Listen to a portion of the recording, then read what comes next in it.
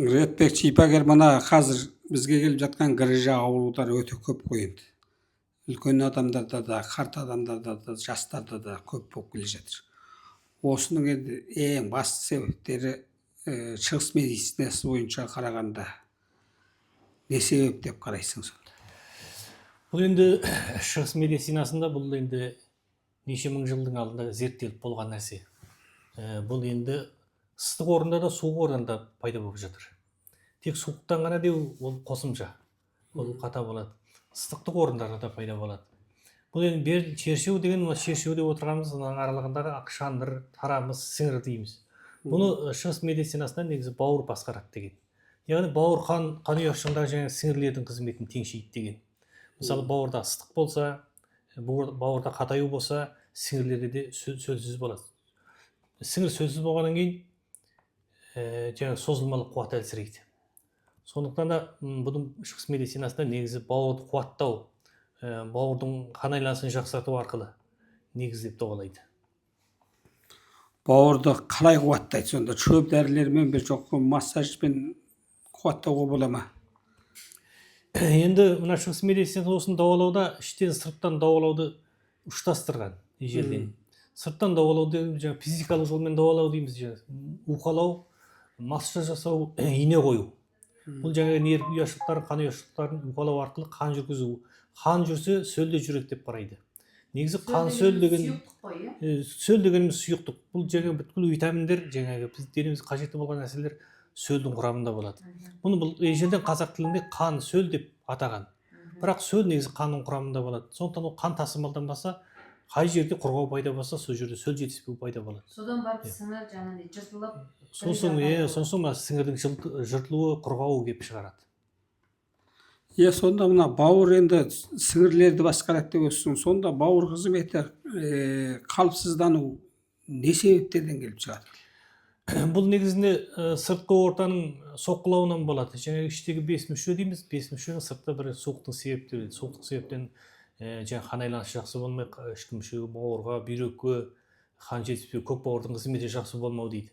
Бұл 5 мүшенің сәйкесімен бұзылғаннан кейін денедегі сөлді толықтап бере алмайды. Қанды жетістіріп бере алмайды. Қан жетіспесе, сөл жетіспейді деген сөз. 5 мүше деп отырғаның қай-қайсы? Мәселен, бүйрек, бауыр, көк бауыр, оның жүрек, өкпе. Бұлар сәйкес қызмет істейді. Біреуі кем болса болмайды, біреуінде науқас болса, екіншісінде ауырлық түседі деп қарайды.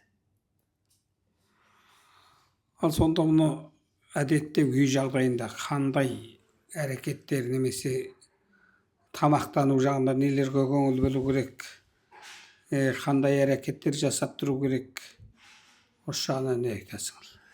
Басты мәселе көп әрекеттену керек. Үйде жүрген кезде дене шынықтырып тұру лайықты. Мысалы бұрынғы кезде біз атқа мініп жүреміз қазақ. Енді қазіргі кезде үйде бұл жаяу көп жүру керек. Оның көп әрекеттену керек. Қол аяқты созу керек, сіңірлерді созып әрекеттену, отырып тұру сияқты әрекеттер. Бүткіл дене мүшелерін әрекеттендіру керек. Әрекеттенсе бар қан жүреді. Қан жүрсе сөл толықтанады деген сөз. Оның кейін жаңағы уқалау. Енді уқалау деген сөз қазақ болғалы бар ғой енді. Массаж ғой. Оны қазір массаж деп атап жүр. Ол енді оның өзі нұқтасы бар. Тұрақтанған жаңағы. Тұрақты нүктелер ғой. Нүктелер бар. Сол нұқталарды уқалау арқылы қан жүргізуге болады. Сол мүшені оятады, сол мүшені іштегі ағзаны әрекеттендіреді ғой. Іштегі ағзаларды әрекеттендіру үшін жаңағы буындарға қан жүргізу үшін өзінің нақтылы нүктелері болады. Сол нүктелерді басып уқалау арқылы нерв тамырларын ояту керек, қан жүргізу керек. Қан жүрсе сөл жүреді, сөл жүрсе сіңірлердің қызметі жақсарады деген сөз. Және іштен шөп дәрілер ішу керек. Оны іштен сырттан дауалауды ұштастырған кезде бұдан өнімділік болатын нәрсе. Бұл жазылмайды деу қата. Жақсы дауаласа бұдан өнімділік болады. Мына грыжа ауруларын үй жағдайында қалай емдеуге болады, қалай грыжа ауруларынан үй жағдайында қалай жақсаруға болады деп ойлайсыздар ғой. Енді бұл грыжа ауруы әдетте қатты ұстап тұрғанда бұған әрекет жасауға болмайды. Онда тыныш демалып жату керек. Ал енді грыжа аурулар операция істетіп келеді кейбіреулер. Ол кезде де тыныш демалып емделген жақсы, тыныш демалып жатқан жақсы. Ал енді бұл кіржа аурулар операция істеп болғаннан кейін де 2 жылдан кейін қайтадан қайталайтын жағдайлар болады.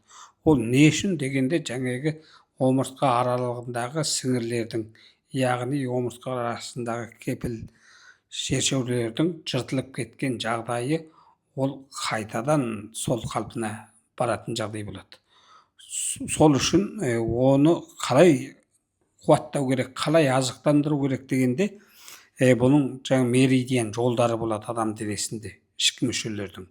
Яғни бауырдың, бүйректің және жұлынның жолдары бар. Аяқта мына чуанжун деген бір нүктелер бар. Осыны көбірек ұйқалап, басып ұйқалап тұрса, бұл мына бүкіл жұлынды азықтандырады, қуаттайды. Осы жұлыннан тарайтын барлық омыртқалардың мойыннан бастап ана құйымшаққа дейінгі барлық омыртқа тесіктерінен шығатын нерв жолдарындағы соның таралатын меридиан жолдарын жақсартады. Осы нүктені ұйқалап тұрса, барлық омыртқалардың меридиан жолдары ашылады. Енді мына яңли үсен деген бір аяқта бір нүктелер бар, бұл сіңірлерді жақсартады. Бұл барлық сіңірлердің майдалығын, созылғыштығын, әрекетін жақсартып отырады. Бұл сіңірлер жақсарса, адамның бауыр қызметі де жақсарады. Адам бауыр қызметі жақсарса, бүкіл сіңірлер икемді болады. Осыдан барып жаңағы кіржа аурулары пайда болмайды. Енді бір мына тәйши деген бір нүкте болады аяқта. Бұл негізінен бүйректі қуаттайды. Бүйрек қуаттағаннан кейін де жаңағы кіржа аурулары жақсарады. Өйткені шығыс емшілігінде бүйрек бүкіл адам денесіндегі сүйектерді басқарады деп қарайды, сүйекті азықтандырады.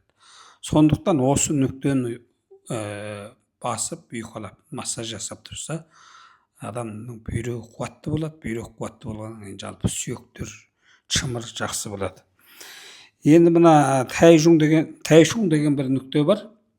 Осы нүктені көбірек басып ұйқаласа, бұл енді бауыр қызметі жақсарады. Жаңа айтылып өтті, бауыр қызметі жақсы болса, адам денесіндегі жалпы сіңірлер икемді жұмыс істейді. Сіңірлер құрғамайды, сіңірлердің сыртқы қабындағы сұйықтықтар адам денесінің буын-буынына жетіп, сонымен буындар майда икемді жақсы жұмыс істеп тұратын болады. Енді бұдан сырт мына белдің екі жағында да көптеген нүктелер бар. Белдің екі жағында, сегіз көздің екі жағында осы нүктелерді басып ұйқалап отырса, бұлар ерекше пайда жеткізеді, жақсы көмектеседі. Сондықтан үй жағдайында осындай қарапайым зиянсыз әдістерді істеу арқылы сіз кіржа ауруының алдын аласыз, немесе жеңіл түрдегілері жазылып кетеді, ауру түрдегілері жеңілдейді. Осындай жағдайларды біліп алсаңыздар болады. Қан аздық болады, елемейді, немесе қан қоюлық болады, елемейді, соның бәрі осы кіржаға әсер ете ме? Қан аздық болғанда да кіржаға әсер етеді, қан қою болғанда да әсер етеді. Қан аздық болғанда не үшін әсер етеді дегенде, адам денесінің барлық жеріне қан жетісіп тұрса, онда әрқандай аурулар туылмайды. Жаңа кіржаның бір себебі қан аздықтан да келіп шығады. Өйткені қан жетіспегеннен кейін буын араларында қан жетіспеу, сіңірлерге қан жетіспеу, осындай жағдайлардан кіржа пайда болады. Ол үшін қанды толықтау керек, қан толтыратын дәрілерді, тамақтарды ішу керек. Енді қан қоюлық жағдайдан да болады. Өйткені қан қойылғаннан кейін жаңағы сіңірлердің құрғауы, қанның айланысы жақсы болмау, тосылу, ауру, осындай жағдайлар болады. Бұндай жағдайда қанды сұйылту керек. Қанды қалай сұйылтады дегенде, бір жоғарыда Ретбек Шипагерді айтып кетті. Бірі жаңағы дене тәрбие әрекеттерін жасаса, енді бірі сол қан сұйылтатын дәрілер, система өкілдер, осылар бар ауыр түрдегілеріне. Енді жеңіл түрдегілеріне бұл енді әдеттегі үй жағдайында тамақтануды жақсарту арқылы да тамақ режимін жақсы қолдану, немесе майлы тамақтарды аз тұтыну, майға қуырған тамақтарды аз тұтыну сияқты бауыр қызметін жеңілдету арқылы да осы жаңағы грыжаны жақсы емдеп алуға болады.